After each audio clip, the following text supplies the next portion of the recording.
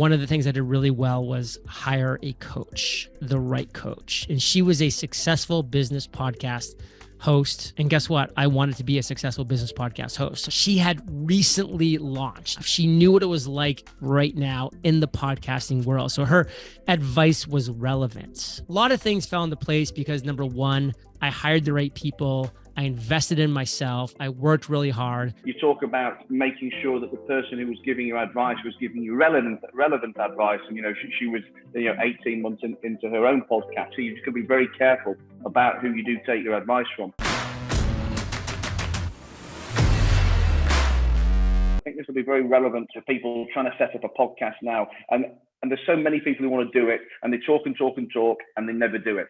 So the first two questions for you are, when you first decided you were going to do the podcast, from deciding to actually doing and launching it, how long did that take you? And secondly, how absolutely terrible were you in those first episodes? How long did it take you until you weren't cringing and unable to watch yourself? I'll answer those questions backwards. I was terrible. I was really bad. I can remember so clearly my coach saying, John, let's just jump on real quick and just do a test interview. And I thought I was ready. This wasn't one that was going to be actually seeing the light of day, but I recorded it and I interviewed her and it was so bad. And I went back and listened and I'm like, man, I think I'm making a big mistake. Like, what am I doing right now? So it was cringeworthy. To answer the additional question on top of that second question, 480 episodes is how long it took before I was not cringeworthy. So thankfully, I did it 7 days a week. So that was only about a year and a half. If I was doing one a week, it would have taken me decades to be not cringeworthy, in my estimation. So to go back to your first question, 5 months. I decided to launch the podcast in May, and I ended up launching the podcast in September. So May, June, July, August, September, 5 months. And in that time frame, I did a couple things really, really well. One of the things I did really well was hire a coach, the right coach. And she was a successful business podcast host.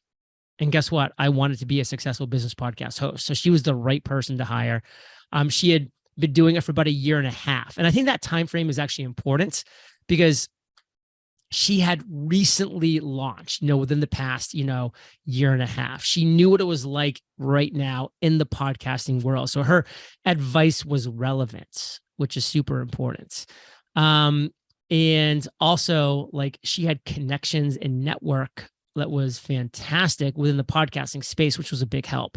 Then on top of that, I invested a lot of money, and this was like almost $4,000, into a podcast mastermind, which was being run by Cliff Ravenscraft, who was the podcast answer man back in 2012. He's since rebranded. He's still doing a podcast, but not as the podcast answer man anymore. He's more focused on health and wellness and lifestyle and that kind of jazz, but he's still very cool and very relevant in the game. But those two decisions were huge because number one, I had my podcast mentor who was guiding me, who was challenging me, who was connecting me. She actually was one of the reasons why I joined Cliff Ravenscraft's mastermind, and Cliff Ravenscraft being a part of his mastermind was one of the reasons why I spoke at a conference just 3 months after I launched my podcast on podcasting. So a lot of things fell into place because number one, I hired the right people. I invested in myself. I worked really hard. It took 5 months from deciding to launch the podcast to actually launching the podcast, which is definitely longer than it had to take. For the record, I think people can do it, in 30 to 60 days. I mean, that's realistic, to be honest. I like people getting their show out quickly because here's a misconception. You're going to launch your show and everybody's going to start to listen. That's a misconception. That doesn't happen. You're going to launch a show. Nobody's going to hear about it. Nobody's going to care until they do. And they will eventually, but it will take time. So you're speaking to an empty room for the first however many days, weeks, months it takes to get an audience. So just start and realize that nobody's listening anyways. And you just need to get your content out there. Make it happen. You've said so many things in that last couple of minutes, which is very interesting, very relevant to me. I know to a lot of my audience as well.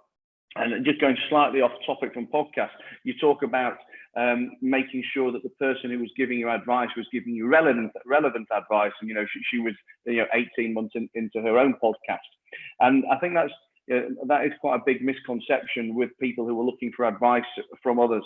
In that, I've had a lot of guests on my podcast who are very successful people, but they were very successful at a particular time doing a particular thing, and that historical information does not necessarily translate. And somebody who's been successful and made millions even in a particular area in, let's say, the 60s or 70s, to do that in today's world, it's almost a pointless question to ask them how they did it, because it's such a completely different world. And that's not to poo-poo their success in any way, shape, or form, but I think like you say, you've just got to be very careful about who you do take your advice from. I love it. So true. And then secondly, we're talking about volume of content, and again, this is quite relevant to me personally. I decided at the beginning of 2023 that I really wanted to push all my content game for this year, both for my own brand and for my businesses. And I know obviously we've not met long before we started recording this, so you probably don't know too much about me. But my core business is finance and venture capital, and off the back of that, I run a group of businesses back in the UK in leisure, in finance, in property, in luxury retail. And my ethos for all of these businesses this year is that we need to go deep on content, deep on media, because that is the only thing that is going to set us apart. And as much as we all like to think we're very special and we've got an amazing product, the reality is we all pretty much sell the same thing at a very similar price, probably with a very similar method of delivery. So the thing that sets us apart, the thing that's going to make the money, is how good we are at generating traffic, and generating traffic will come from content creation. So I wanted to go really deep on my own stuff this year. So I decided to launch 2 new podcasts, not podcast episodes, but actual podcast verticals. So I've had the Matt Haycox show for the last about 160 episodes in audio form, and probably 500 or 600 videos on YouTube. But then I also created the HR Zone, which is very specifically about human resources.